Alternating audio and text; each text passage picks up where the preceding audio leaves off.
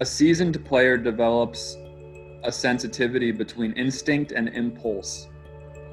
Instinct is what I would call accurate intuition. Impulse, I would say, is more of the compulsive, autopiloting tendency to do something from an egoic place. Any leak is coming from a personality distortion, and any distortion is rooted in an insecurity of some sort. Now, people deal with insecurity in different ways. In poker, it manifests usually as risk aversion or over aggression, fight or flight, basically. Both are imbalanced and both are generated from a core insecurity.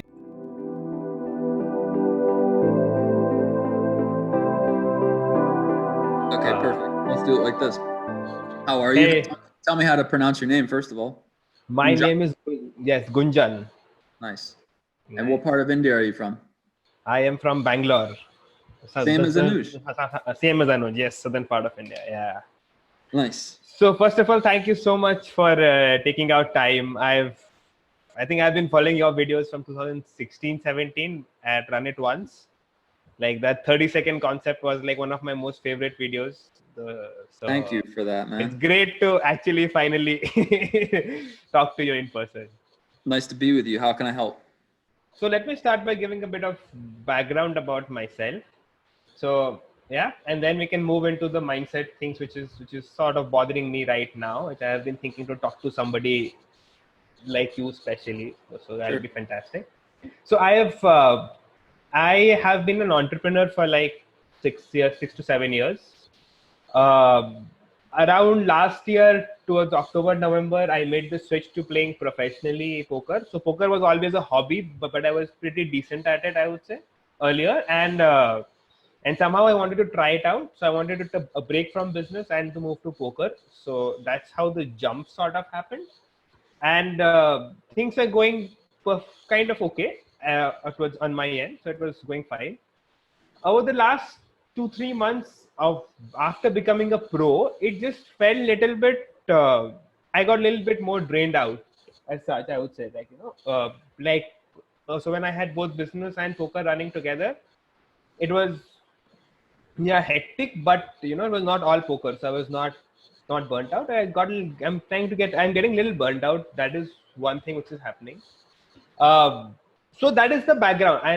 I am primarily really an MTT player. So I play on Indian sites anywhere between $100 buy-in to $400 buy-in, and also on GG and other sites. So that is sort of the background of me. So I am not a very old pro. I'm a pro for like 6 to 8 months. So Okay.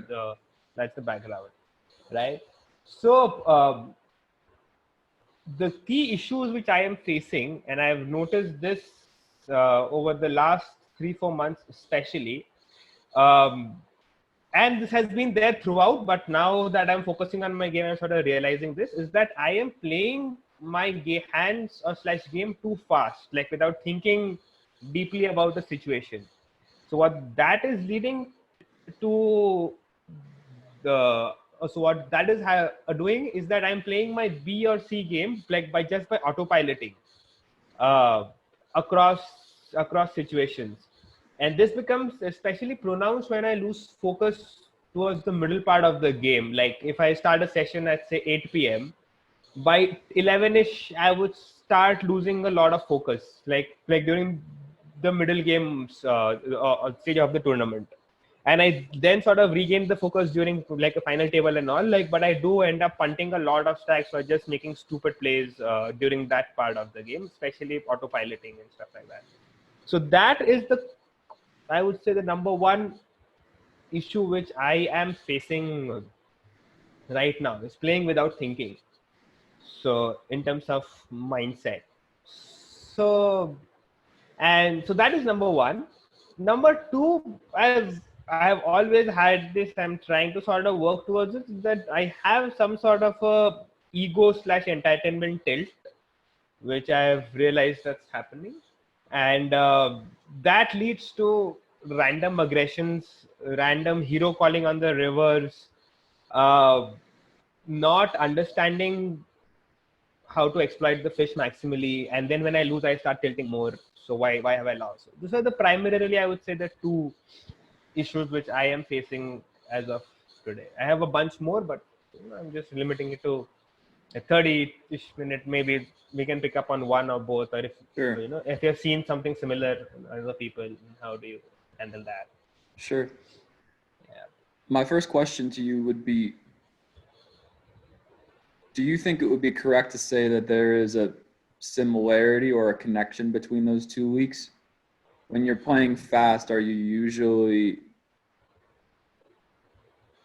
tilting? I know that's an extreme word, but when you're playing fast, is that connected to you making impulsive, aggressive plays in the way that you outlined?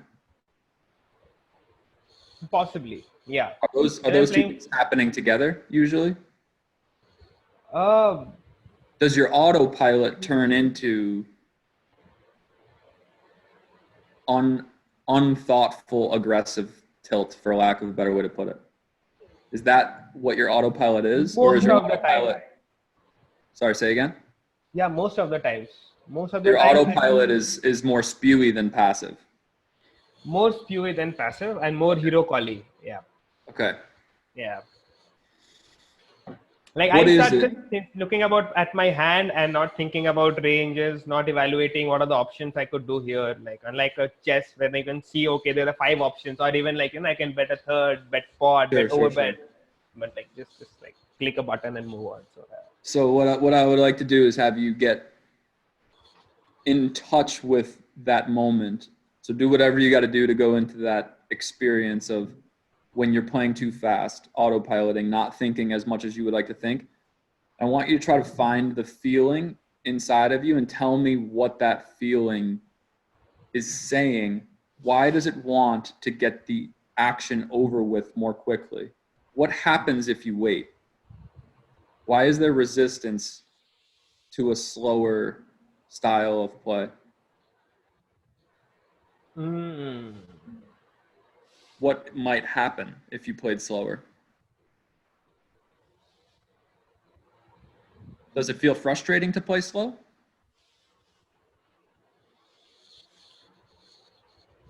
it sometimes feels frustrating to play slow. Okay. Well, let's Sometimes focus it on that. feels sometimes it feels now that I'm thinking just a bit, and sometimes it feels maybe it may be like a superiority complex that, oh, obviously this is what has to be done, and then I click the button and then I start thinking like the instinct comes out first. Okay, this is obvious, and do that, and then think. So yeah, maybe superiority complex is also another issue. And that's an important distinction to start with, I think. I just did a call before the scoop tournaments with my MTT team, and I talked a lot about how a seasoned player develops a sensitivity between instinct and impulse. Instinct is what I would call accurate intuition. It's just words, but that's what I would refer to it as. You can call it whatever you want. Impulse, I would say, is more of the compulsive, autopiloting tendency to do something from an egoic place. A good player knows the difference between when he's having an instinct or an impulse. So this is part of the equation. And assuming that you have that sensitivity, that can be a very quick fix. It can be a very quick double checking process that you go through. Is this an instinct or an impulse that I'm acting on? Now, that could be part of it, and that requires that you have developed that type of sensitivity, which I think takes time. But to go back to the frustration part of it, which stands out to me, what is it about maybe not knowing the answer immediately that's frustrating? Because we have to assume that some of these spots where you're playing fast, you're operating on impulse, not instinct, and that's why we're here having this conversation. Absolutely So, agree. Yeah. Yeah. so I'm assuming that doesn't feel very good when it's either happening or right after it happens. It might, when you reflect on it, it feels sloppy in some way. So what is it about not having access to the full answer and being totally confident in it at the table that causes you to reinforce this habit of playing fast? Because I believe that if you had access to the correct answer and you really believe that it was true, you wouldn't have this issue of being impulsive over and over and over and over again. So something is happening where it's like a self-reinforcing mechanism that if we're in autopilot, we're more likely to stay in autopilot until something snaps us out of it and we get to the final table and then we say, oh, I have to focus again. So let's just investigate that a little bit. What is the frustration stemming from? Is it that you want to speed things up? Is it just the time that it takes to get to the final table that's frustrating? The tournaments are long. Is it this? Not really. I really enjoy playing. So if I play live, I can play like hours and hours, like 10, 12 hours. And like there are days when I've played days, or I would say weeks, when I've played really well for hours after working also. So after a 12-hour or 10-hour work, I played 10 hours poker and I've been played pretty well. This, I do not know where this frustration / impulse play is stemming from. Because there are times when as soon as I click the button, I realize, oh shit, this is the exact wrong thing. Like even if I win the pot, that doesn't matter. Like as soon as I click that button, I realize there is a better option which I did not even think about. So that is something which is bothering. So I don't know. Okay, well, there are practical solutions to this. One that I've used in the past with players is I have had success retraining a player to actually only make actions with his left hand if he's right-handed. So he's not allowed to click the button with his right hand because he had the same leak. So the 5 seconds that it takes him to move his left hand over to the mouse to hit the button is generally the 3 to 5 seconds it takes to solve the leak. Now, there might be better ways to do this. I think there's actually a program where it will act after 13 seconds or something. You can tell it how long to act so that you can change your action while it's ticking down. It might be like a Time Mojo program or something, but if you can't place where the frustration is coming from, the most practical upgrade would be to force yourself not to make a big decision until 5 to 10 seconds have gone by. Now, that might make you feel like you're almost like holding yourself hostage like a child, and it doesn't maybe map to an ultimate sustainable solution, but it is a quick fix until you find where this frustration is stemming from. So there are temporary upgrades we could make to it if it really is a product of you not having sat there for long enough to see it. Because if you're telling me that the moment you click it, you're like, oh, I could have done that. Well, then we're talking about like a 1 to 2 second upgrade here. If we could just get you to sit there for 1 to 2 seconds more, it could dramatically change your win rate. So it's worth investigating like a very simple hack like that. I would call that like a hack. That's not really a mindset shift. It's just sort of like, how do we handcuff you long enough to see the right play? Yeah. Okay. This is interesting. Okay.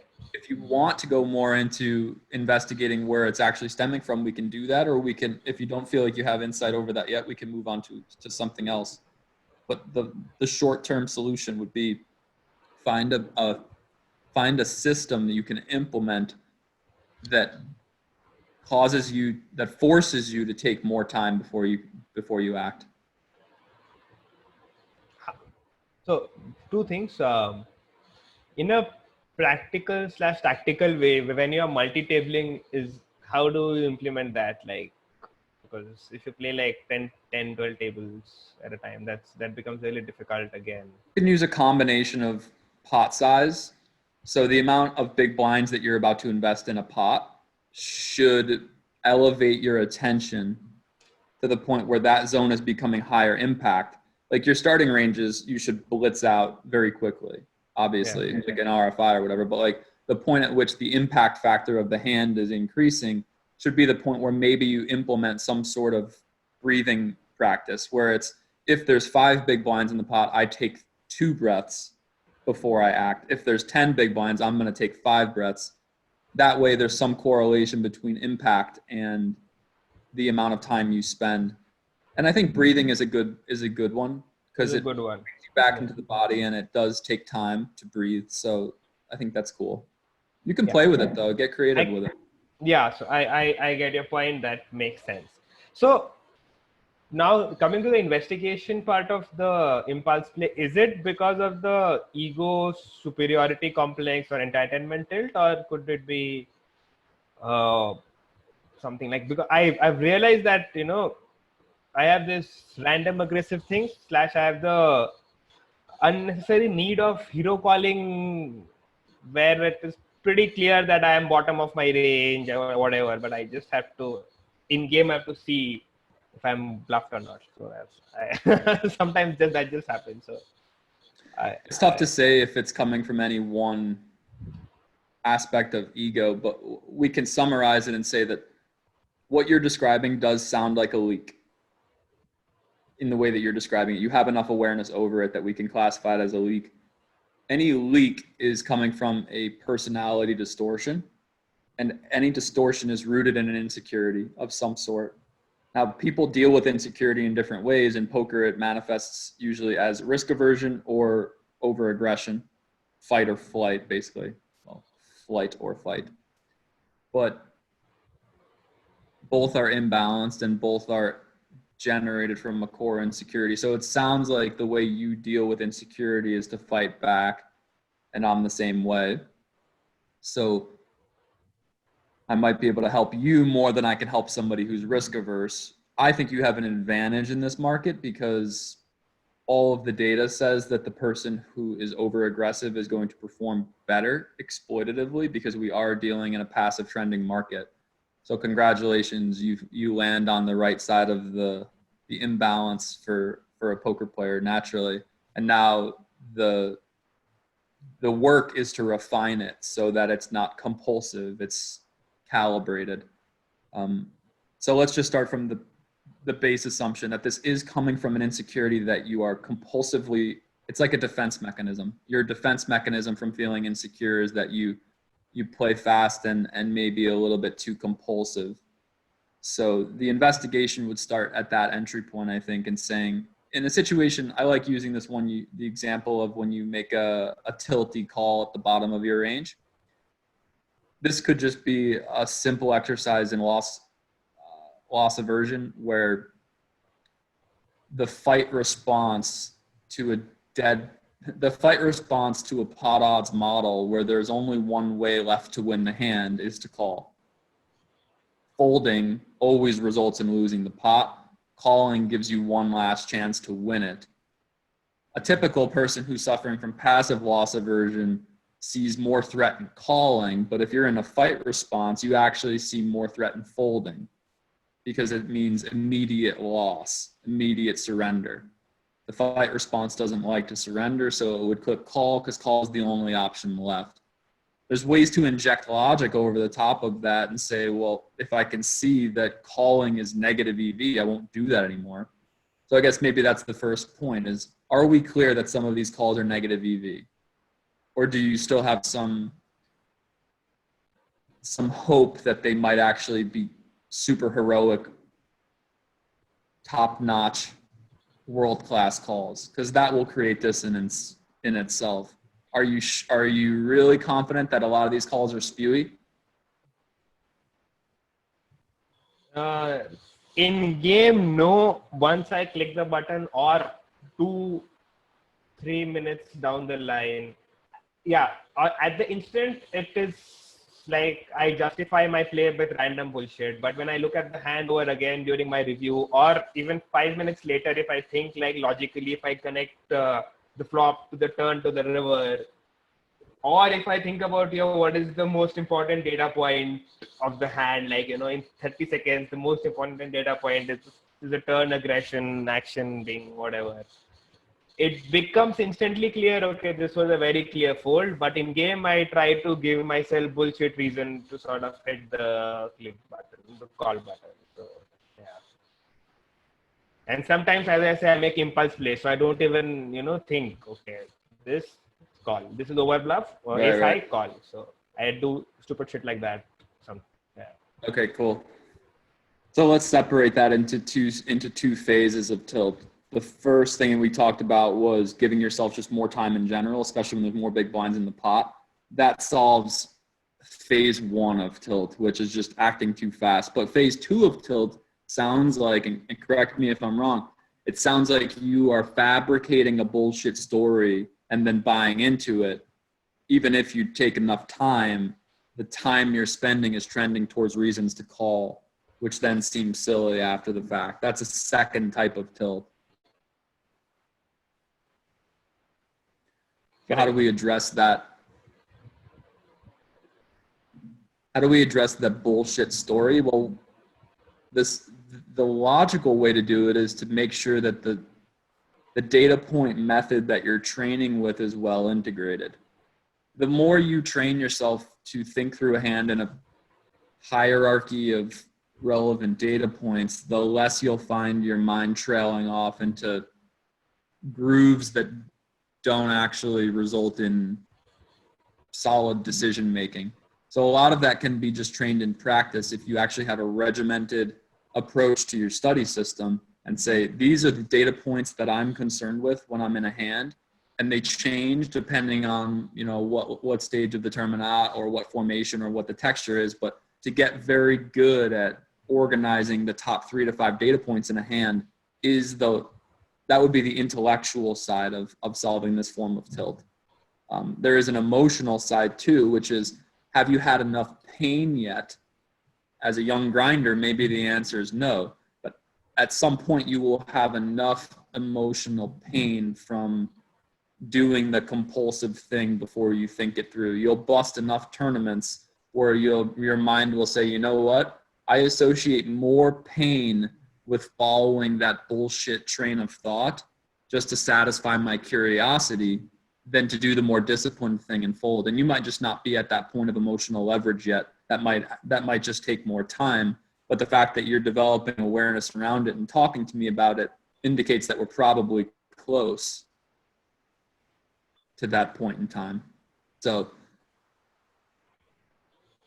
part of me feels like there is a fix here. Yep. There are things you can do, and the other part of me knows that this is a process that will unfold in its own timing when you become fed up with the bullshit.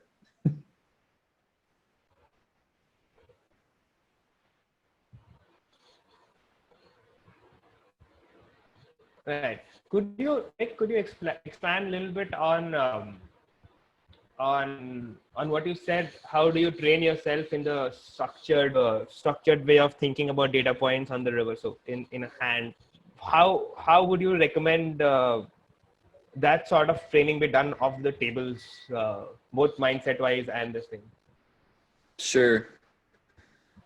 You're familiar with just data point analysis because you already mentioned it. So when you're using a mass data analysis approach, there are certain data points that are more important than others. That's the start. So for instance, if I'm playing against a fish and I'm considering whether or not to call, at least in cash games, in tournaments, there's more exceptions, but in cash games, we're virtually always calling down versus fish, just all over the game tree. There's very few spots where we wouldn't press call versus the fish. So if I were to build a data point hierarchy and I was against a fish, I would need to go through way less data points to arrive at the data point that cut the entire decision tree. But when I say it cuts the entire decision tree, I just mean like fish equals call is the only priority data point that I would need to cycle through. So it's training yourself, what is the highest impact data point in this pattern, in this puzzle that you're trying to solve. So if you're at a final table, maybe ICM becomes a priority data point. And that causes you in a lot of spots where there's short stacks at the table to just be a lot tighter than you usually would be in certain bluff catching zones. That can simplify the data point hierarchy quite a bit. So it's a combination of knowing what the data it's a combination of knowing scientifically what is most important in a certain spot in terms of generating edge, and then being able to organize that to the top of a decision tree where if maybe there's not this one extremely important data point like fish, but maybe there's two things that are relatively important at the top. And once you get two of those checked, you can stop thinking because those two things are so important that they combine to a decision. So it's a little bit organization, but mostly prioritization, I would say. The better you get at prioritizing a specific data point and knowing how impactful it actually is, the less you're going to have to worry about organizing 4 or 5 data points in an appropriate way. Because usually, I would say, unless the spot is quite close, 1 or 2 or maybe 3 data points can help you arrive at the decision. I would say it's like similar to chess, where maybe an expert grandmaster can think 12 moves ahead. In poker, maybe a grandmaster poker player is able to organize 6 relevant data points and blend them in a way where he actually gets utility out of combining them all. I would say most people are not going to be good at that. I mean, most people are probably going to outweigh one in an incorrect fashion and then blow it out of proportion and miss the priority data point. But yeah, there are hands I've seen with strong methodology where when it's written out, it can be a consistent progression of 6 data points that arrive you at a solid solution. But usually 1 or 2 are going to get you most of the distance. Got it. So structurally, I have to start thinking also in terms of like, so when I do off the table work, it is generally uh, looking at hands and range, like range versus range on say matlab equilab or pio. Like rarely pio and mainly equilab. I still like doing with by hand and then checking the solution with pio more or less. But though I understand the whole data point thing, but I don't really apply it in game as much. I just see, okay, this is the most important one, number one, and this is the range. So some sort of a mixture of the two Yeah, versus. that would be well, data point analysis doesn't have to just be exploitative. Data point analysis can apply to any method that you've adopted to make decisions from. So if you're taking a range versus range solver approach, there are data point methods to that approach. It can be this spot looks like this grid analysis that I did where I used these couple bet sizes, and the takeaway was that I want to gear most of my range towards this specific bet sizing as long as the texture looks like this.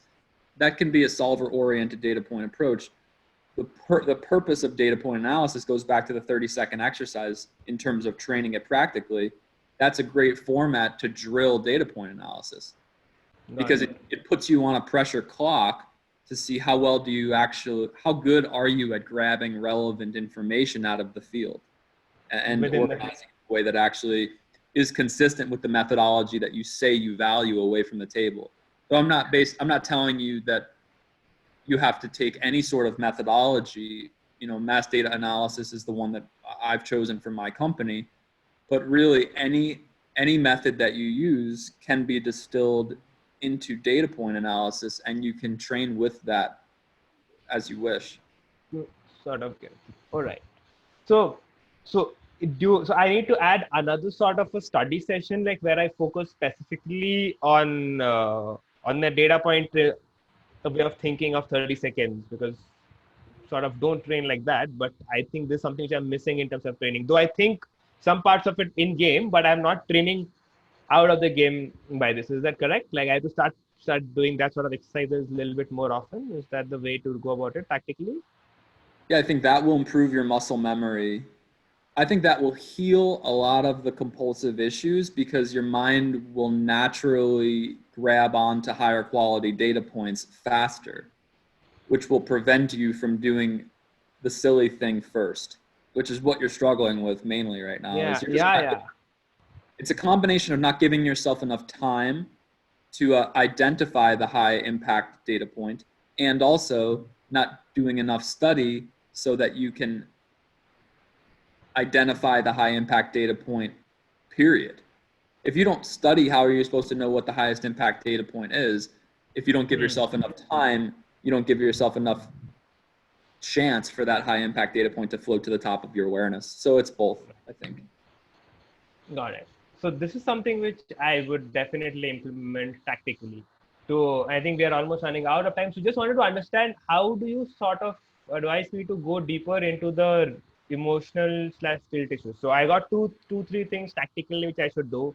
Put it in the study routine. Number two, take the breath approach, or the left hand way of thinking, or just forcing myself to take more time. Now, going into the deeper level of this thing, how do I fix the core issue of the fight response? Um, Pretty much always the fight response. I'm never in the flight response mode. I'm always the fight response, superiority complex, shit like that is going on in my head. So how do I fix? For you, I would suggest that you adopt a practice of asking more difficult questions in the moment when it's happening. I like to use a voice recorder. This is a big part of my journey as a player to uncover these type of things. Basically, you have any sort of voice recording system where you can just press record at the moment where the intensity arises. So, for instance, any spot where you feel like the fight response is popping up, that's your first entry point to this investigation.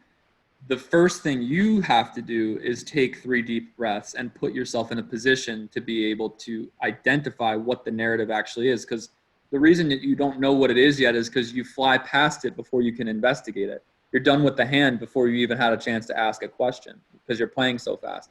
So step one is slow down, do a few breaths, whatever. But then you got to ask a difficult question, like what is this resistance coming from? What happens if I wait longer here? What am I afraid of happening if I play slower? Start getting creative with these types of questions, and it's one of the things I'm going to be giving to a news to assemble to give out to all of you guys that he's networked with is is basically a document that teaches you how to ask more introspective questions in these moments and how to guide yourself through a more effective internal dialogue for uncovering these types of things. Because I guarantee you, if you do a week worth of sessions where you ask a difficult question at every point where you sense the fight response coming up, you're going to have a better understanding of what the core insecurity is that's causing you to fly past those spots super quickly so that you don't have to feel that way. It's a feeling that you're avoiding. It's a form of self-aversion. And if you can identify what the thought is behind that feeling, it's going to give you a lot more insight into how to navigate around it or how to navigate through it, which is really what you have to do. I think what you've been doing is navigating around it by just autopiloting and speed playing.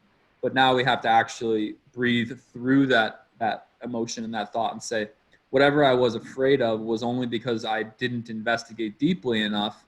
And then you sort of process that emotion and you develop more resilience in that way. And then you'll naturally, logically take the right action, assuming that you're studying more data point analysis. So Right now, like, could you're you, not giving yourself a chance. yeah, like, could you give me like one example? So I am in the middle of a hand where I am realizing I am about to take the a fight approach. I turn on the recorder, and one example would be like, what do I ask myself and say? Like, I turn on the recorder now. How? Just can you give me one example so that I'm really clear on this? Well, you know what the impulse wants you to do, right? In the Correct. moment, are you able? Can Yeah. you identify that the impulse is saying to call? Yeah. So if the impulse is saying to call, then the question to ask into the recorder might be, what am I afraid of if I fold? Something as simple as this. And that's a question that will spark the other end of that inquiry. And that will give you insight into why you're deflecting. Because really, it's a defense mechanism for you because of the fight response. Because you operate from a fight response, the defense mechanism is to deflect against anything that makes you feel weak, which for Hmm. you is surrendering a pop in any Right. real way. For somebody on Right. the other end of the spectrum, what makes them feel weak is having to invest money and potentially get shown a better hand or have their bluff get called. Two different modes of these responses. Both are rooted in insecurity. You want to get in touch with why it feels scary or frightening to surrender. And if you can eventually make this link that sees that surrender is more plus EV, that's when you're going to rewire your network, your neural network. And then you'll see patience as win rate. That's what you want to get to. This makes sense because I think like I don't just hero call. I also random bluff, check raise bluff on the river for no reason at all, just to win the pot at Well, let's times. So assume I start. So that's not to interrupt, but that's another question you can ask is yeah. from now on when we pick this up and start recording, we're starting from the assumption that there's a reason for everything you're doing. We just haven't found what that reason is, and when we find it, we'll be able to rewire it. There's a reason you check raise bluff impulsively. Yeah. I got it. Yes, this makes sense. Let me implement this. I think this sort of thing will definitely help me. And if you don't mind, I could get back to you with the results of this experiment, I should say. For If sure. that I'm gonna have Anuj give my Skype name to everybody who I did consults with, so you guys can reach back out. Sound good? perfect. Perfect. This is super helpful. Like I have not thought about such responses or such thought process even that could help me. But so this is really helpful. Thank you so much. Yes, Thank this is you for coming phenomenal. prepared with the 30-second exercise because that helped us work through it. Thank you so much. I like being prepared before I do it. That's just me. All right. Thank you so much, Nick. Thank you so much. Really appreciate Nice to be with you, man. I'll talk to you on Skype. it. All right. Bye bye. Yeah.